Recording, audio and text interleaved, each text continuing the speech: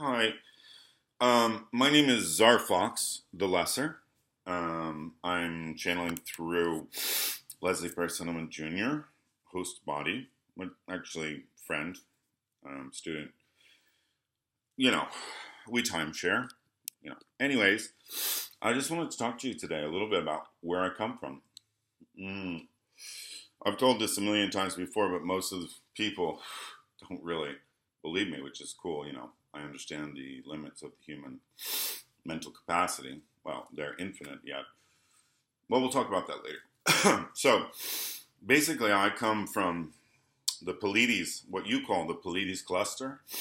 It's in the what you guys call the constellation of Taurus. I think it's like in the shoulder. I don't really care. I'm not so good at astrology. But it's like a cluster of suns just revolving around each other. It's crazy. The main star, we call it, well, you guys call it Alcyone 1. Alcyone, I think that's how they say it. Actually, it's Alcyone A, and it consists of three components, as classified by humans. The brightest being a blue-white B-type giant, similar to many of the other B-type giants, stars in the Pleiades cluster.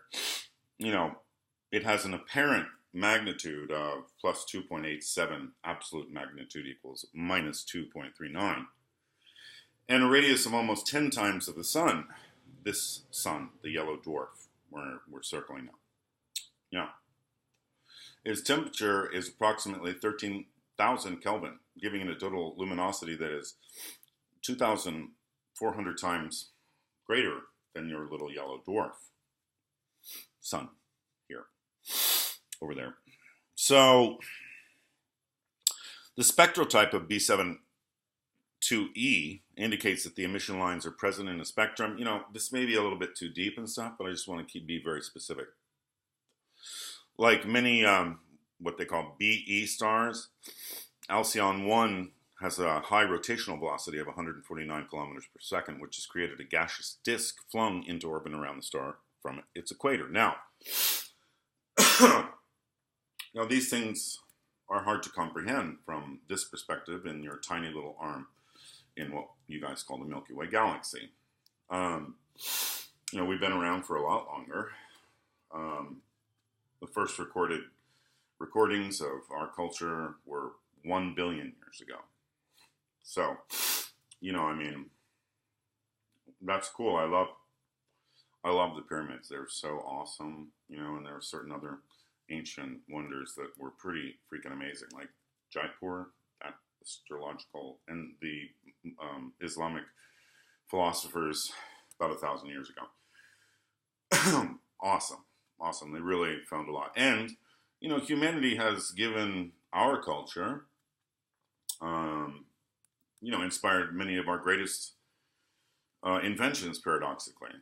It's very strange, everyone in the galaxy, everyone said, yeah, Goldilocks place, when what they meant was Earth, because of some story from, like, Europe or something.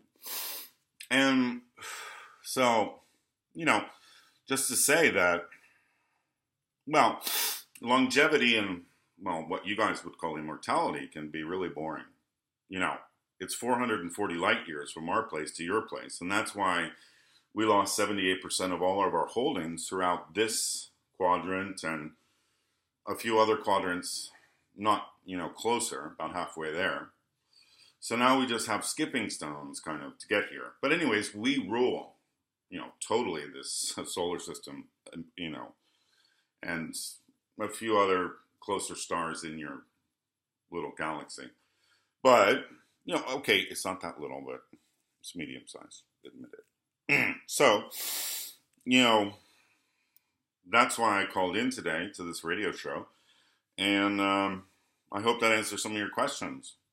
Yeah, you can contact me. I have email, Instagram, Facebook, Twitter, Twaddler, and a lot of other social medias that you guys don't have here on Earth. But, you can talk to me about it. Just call me, email me, or catch me on Twitter. Precisely. And on YouTube, Price Hunnemanovic. This body is living in Belgrade, Serbia now. Anyways, we love you out there.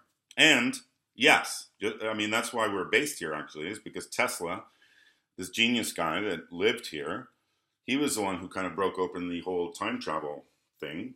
And we were really interested in this whole thing. And that's why we know things. And, you know, there's certain things that you guys don't want to know. And it doesn't matter how much you torture me, I won't tell you. Anyways, I love you out there in the past and the future, especially in the future land. Bye. Zarfox 1 out. Okay, it's Bryce. He's such an asshole.